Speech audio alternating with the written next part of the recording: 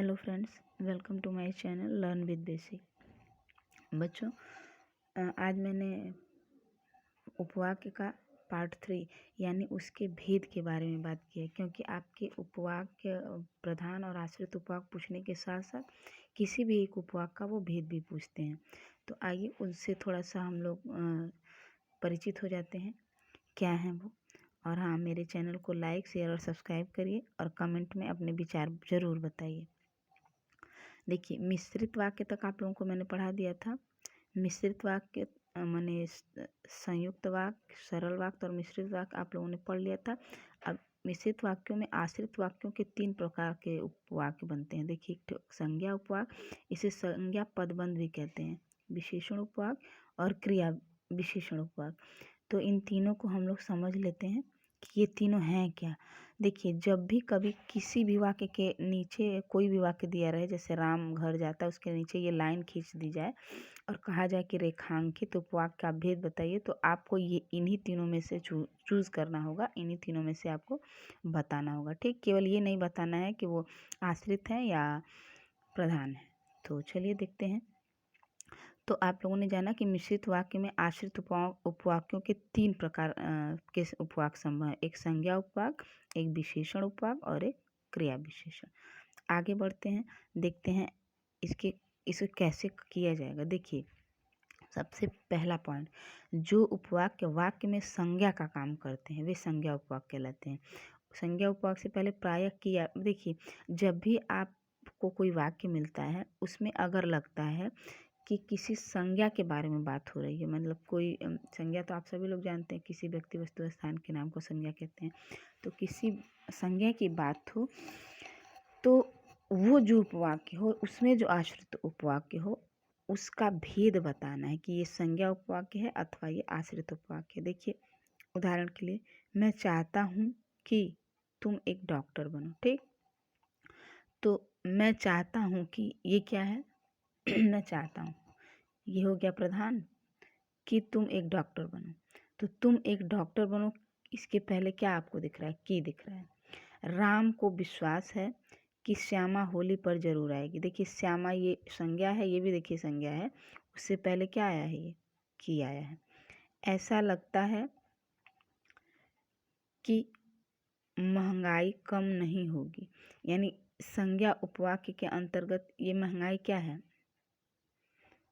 तो जहाँ भी आपको लगता है, जो भी वाक्य आप लिख रहे हैं, उससे पहले आपका कि, यहाँ इसको सही पकड़ने का सबसे आसान तरीका कि है। यानी किसी भी वाक्य के आगे कि लगे और वो उसके बाद वो संज्ञा के बारे में कुछ बता रहा है, जैसे वो डॉक्टर बन रहा है, वो श्यामा होली पर जरूर आ रही है, या फिर हिंसा नहीं करनी चाहिए, या फिर वह दिल्ली जाएगा, ऐसा कुछ भी कहीं भी दिखे तो ये जान जाना है कि ये सारे वाक्य कहाँ से रिलेट कर रहे हैं? संज्ञा पदबंध से अथवा संज्ञा उपवाक्य से। देखिए, अब यहाँ से वो ऐसे दे देगा और पूछेगा कि ये तुम डॉक्टर बनो जो है, ये जो अंडरलाइन ऐसे कर देगा और कहेगा इसका इस उपवाक्य का आप भेद बताइए। तो आप इसके पहले क्या लगा है? कि लगा है, आप ध्यान देंगे। और फिर वैसे ही इसको भी पूछेगा, श्याम होली पर जरूर जाएगा, तो इसके पहले भी की लगा है। ऐसा लगता है कि महंगाई कम नहीं होगी, तो इसका तो नहीं पूछेगा, 1 मिनट, इसका नहीं, केवल यहाँ से पूछेगा, यहाँ से कि नहीं करनी चाहिए, कि वह दिल्ली जाएगा। माने अगर इस तरह से अंडरलाइन करके आपको दे तो आप समझ जाएंगे कि इसमें वो आपसे ये नहीं पूछ रहा है कि ये आश्रित है अथवा प्रधान है, उसमें ये पूछ रहा है कि ये जो वाक्य है इसका भेद क्या है, ये संज्ञा उपवाक्य है, विशेषण उपवाक्य है अथवा क्रिया विशेषण उपवाक्य, यानी तीनों में से क्या है। तो आपको सीधे सीधे यहाँ पे जाना होगा। और दूसरी बात, इसमें इस संज्ञा उपवाक्य को पहचानने का सबसे आसान तरीका कि इसमें छोटी की, यानी क पे छोटी ई की मात्रा लगी रहती, बस इसी को पकड़ के आप लोग सीधे से सीधे आप अपने उपवाक्य को बता सकते हैं कि ये क्या है, संज्ञा उपवाक्य है। ठीक, तो आप इसको अच्छे से बता सकते हैं, इसमें ज़्यादा डिफ़िकल्ट नहीं है, बस थोड़ा सा दिमाग लगाने की ज़रूरत है। ठीक है, चलिए तो आगे हम देखते हैं। आगे है विशेषण उपवाक। विशेषण उपवाक क्या होता है? विशेषण मतलब ही आप लोगों ने जाना कि विशेषता बताना। जो उपवाक मुख्य उपवाक में संज्ञा, सर्वनाम, पदबंध की विशेषता बताते हैं उन्हीं को क्या कहते हैं? विशेषण उपवाक। यानी संज्ञा, अगर आपके पास कोई पद मतलब वह सेंटेंस हो, उसमें संज्ञा हो, सर्वनाम हो और उसकी विशेषता बताई जा रही है, तो सीधे सीधे आप कहाँ जाएंगे? विशेषण उपवाक के पास। देखिए कैसे, जिसने कार्य नहीं किया वह खड़ा हो जाए। ठीक है, जिसने कार्य नहीं किया वह खड़ा हो जाए। तो जिसने कार्य नहीं किया है वो उसकी विशेषता है, वह खड़ा हो जाए। जो आदमी पढ़ाता है वह अध्यापक होता है। ठीक है, यानी विशेषण उपवाक इस तरह से वाक्य में आया है जैसे उसको विशेषण उपबंध ही कहते हैं। इस तरह से कि जैसे इससे आप ऐसे उपवाक विशेषण उपवाक कहे जाते हैं जो उपवाक प्रयुक्त संज्ञा पद की विशेषता बताते हैं। यानी जो आपके पास संज्ञा उसमें दिखेगी ना, उसी की वो विशेषता बताएगा। जैसे जिसने कार्य नहीं किया वह खड़ा हो जाए, तो ये जो वह है वो क्या है? वो संज्ञा है और उसी ने कार्य नहीं किया, यानी उसकी विशेषता है कि उसने कार्य नहीं किया है। तब आप कहाँ जाएंगे? विशेषण उपवाक पे।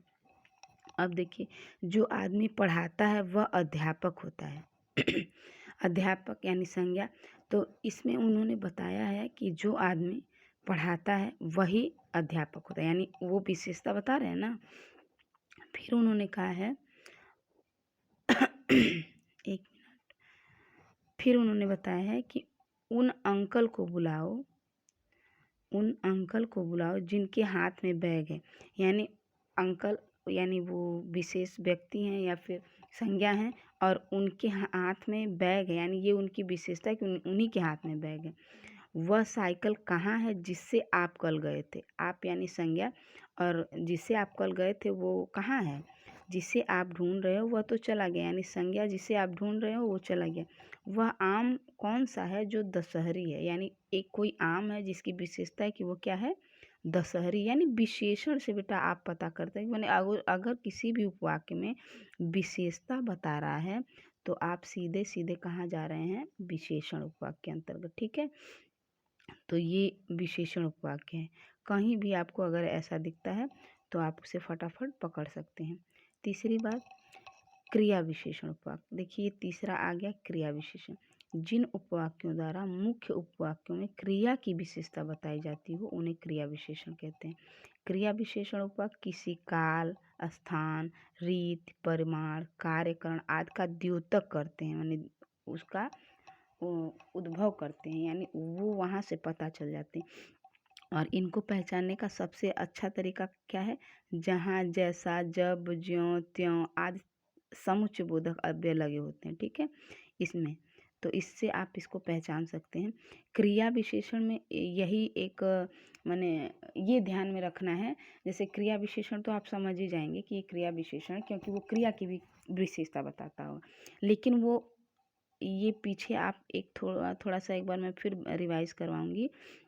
ये पीछे जो दिया हुआ है ना, यहाँ से देखिए आइए, उसमें मैंने ये तो आपको पता होगा कि क्रिया विशेषण क्या होती है, क्योंकि क्रिया विशेषण विशेषण की भी विशेषता बताती है।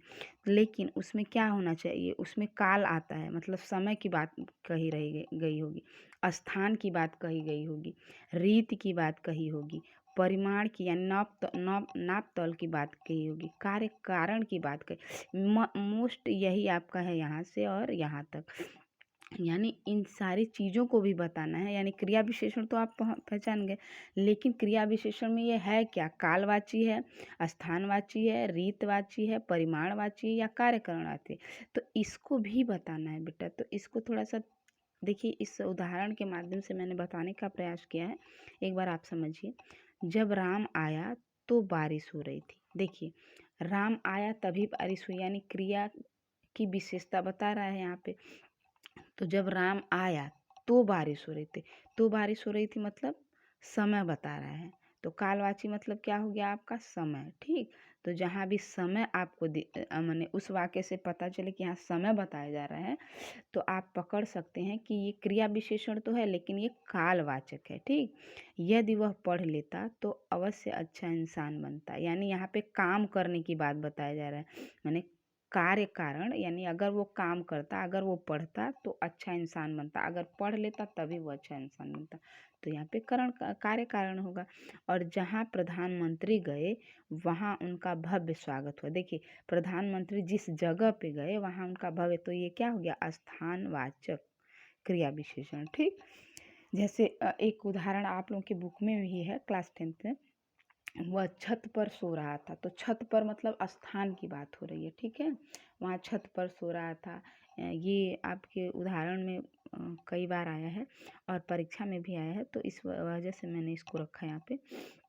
जहाँ तुम रहते हो वहीं मैं रहता हूँ। देखिए, ये रीतिवाचक क्या सिमिलर होते हैं, जैसे कि जहाँ जहाँ तुम गए मैं वहाँ आया, माने एक दूसरे के पूरक होते हैं एक तरह से। मानिए, जैसा तुम करोगे वैसा ही मैं भी करूँगा।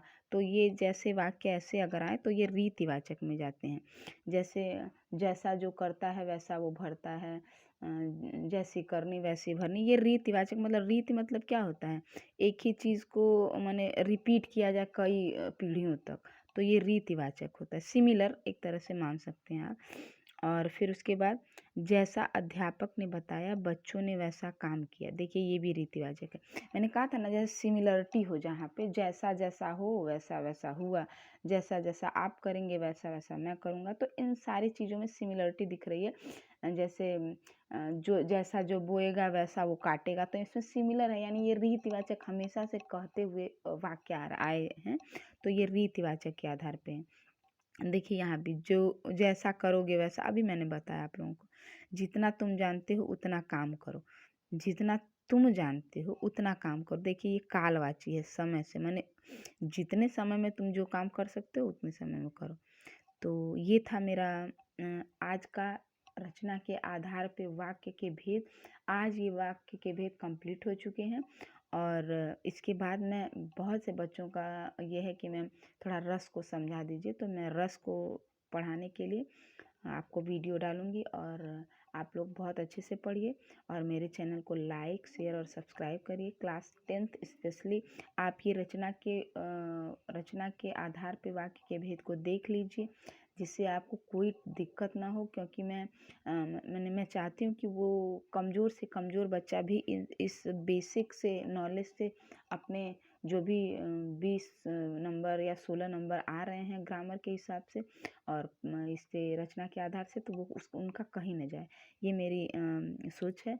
और आप लोग इस पे प्लीज़ इसको पढ़िए, अच्छे से पढ़िए, समझिए। जहाँ आपको कोई दिक्कत हो तो कमेंट में कमेंट कीजिए, और मेरे चैनल को लाइक शेयर और सब्सक्राइब करिए। और इसका PDF टेलीग्राम चैनल पे मिल जाएगा, जिसका लिंक मैंने डिस्क्रिप्शन बॉक्स में डाल दिया है। और अब अगले वीडियो में मैं रस लेकर आऊँगी, तो आप लोग प्लीज़ उस रस को पढ़िएगा और अच्छे से पढ़िएगा, समझिएगा और बताइएगा वो कैसा है, ठीक है।